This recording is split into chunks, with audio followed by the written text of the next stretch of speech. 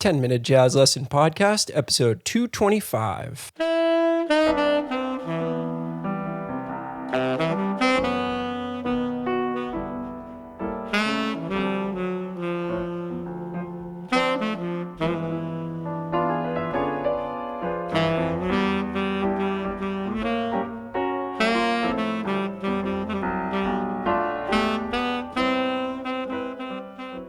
Hey everybody, welcome back to episode 225 of the 10-Minute Jazz Lesson Podcast. It is our last Friday of the month, and you know what that means. We're going to do our tune of the month, and this month we're going to really explore those melodic minor sounds that we've talked about all month in the way of an etude. And this etude will be written over the amazing Cole Porter composition, I Love You, which actually gives us so many different opportunities to use that melodic minor scale in the ways that we've talked about this month.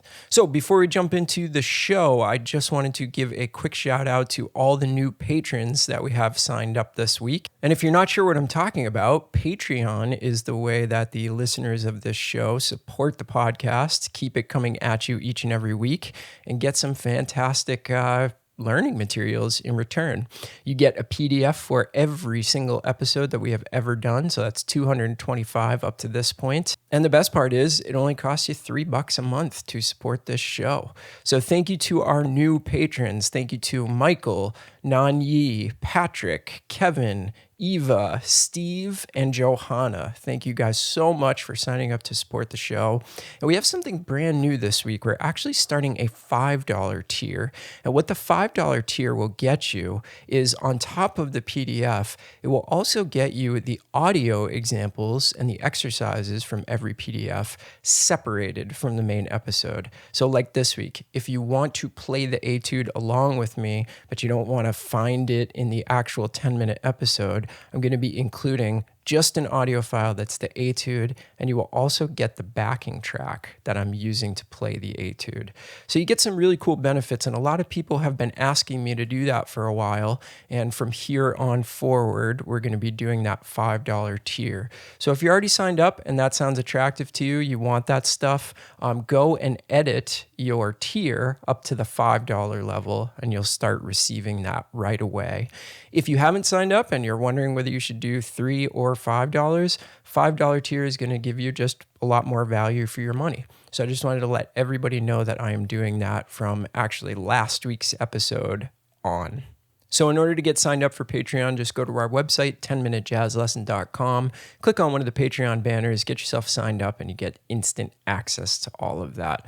All right, sorry about all the talking this week. I just wanted to let you know about that stuff, but let's jump into the episode. So what I've done is I've taken Cole Porter's I Love You, and I've written an etude over it. Now let's talk about the chord structure real quick before we jump in, just to kind of show you where I'm going to use some of this melodic minor stuff. So let's do a quick overview of what we talked about with melodic minor over the past 3 weeks, because these are the three elements you're going to be looking for and trying to hear in the etude that you're playing this week. So the first episode was all about using melodic minor over a plain old minor 7 chord. So sort of substituting that Dorian minor out for a melodic minor sound. So anywhere that you see a regular old minor 7 chord in I Love You, that's where you can use some of this melodic minor stuff. Now, I haven't gone very heavy on this in this particular etude, although there are 1 or 2 places where I have put that in there. So be on the lookout for that natural 6th and major 7th. And wherever you see that over a regular minor 7th chord, that's where I'm utilizing that melodic minor sound. Now, the other place that we talked about it was using that Locrian sharp 2 sound. And remember, the place that we said we wanted to use that was actually over a minor 7 flat 5 chord that is the 2 in a major key. And that is actually one of the big reasons that I chose this tune, because we have, like, the first 4 bars are what looks like a minor 2-5-1 to the key of concert F, but it actually goes to an F major 7 chord. So it's the perfect encapsulation of that sound. So remember, it's just like a Locrian mode, only we're going to use that natural 2, that sharp 2 in our scale. And that represents the 6th mode of the melodic minor scale. And if you're not sure what I'm talking about, just make sure you go back and check out episode 223, because we really get into what goes into that particular sound and that particular use of that scale. So be on the lookout for that. Now, I use that extremely heavily in this etude because that progression appears a lot of the time. And it's one of the genius things about Cole Porter's chord progression on this. You get this very, very dark sounding 2-5, and you really just assume that it's going to hit that F minor, it's going to resolve into a minor key, and then he resolves it to this kind of big, shiny major 7 chord, and it's just genius. So look out for that sound because I've used it a lot of different places in this etude. It should give you a workout on what that Locrian sharp 2 or Locrian natural 2 scale sounds like in context. And then to follow that up, it just makes sense that we are going to use the 7th mode of a melodic minor scale to create our altered sound. So what I've done is, in the real book, if you look at the 5 chords, a lot of the 5 chords on I Love You, you'll see a dominant 7 flat 9 chord. But what I've done is I've changed them to an altered chord a lot of the time. And that's simply to practice that sound, that altered sound. So anywhere you see an altered chord sign, which is going to be a lot, really be on the lookout for how I'm utilizing that 7th mode of the melodic minor scale to create that altered sound. So really, I'm leaving it up to you to investigate where I've used these devices. That's really where your own jazz education is really going to come into play, is can you sift through this material and highlight or find the different devices that I'm using that ultimately you want to get into your own playing. I think when we turn it over to the student, it becomes a lot more valuable than me just kind of pointing everything out. You are armed with all of the knowledge and the understanding of these concepts to find every single instance of those 3 different utilizations of the melodic minor scale. So that's going to be your task.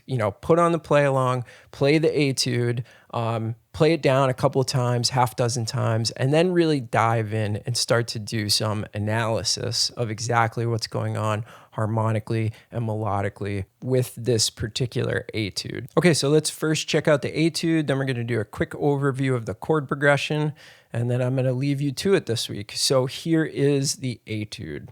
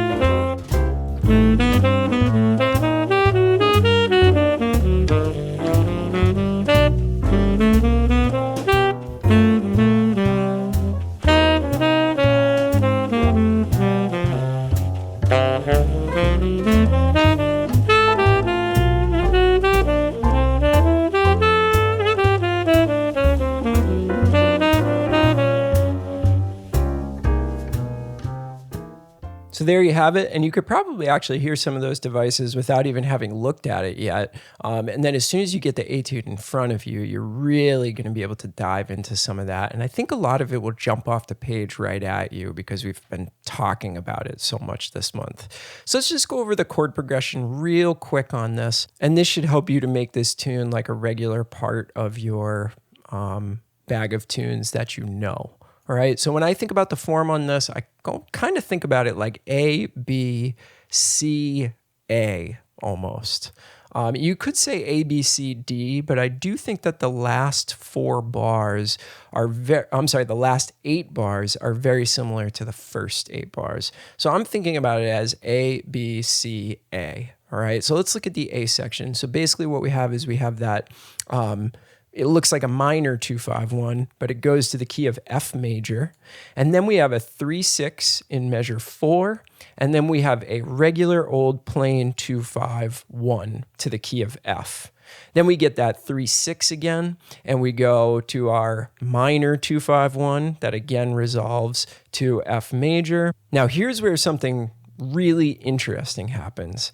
It modulates to the key of the 3. So it goes to the key of A major, and that is preceded by a 2-5 in the key of A major. And right now I'm looking at measure 12 going into measure 13.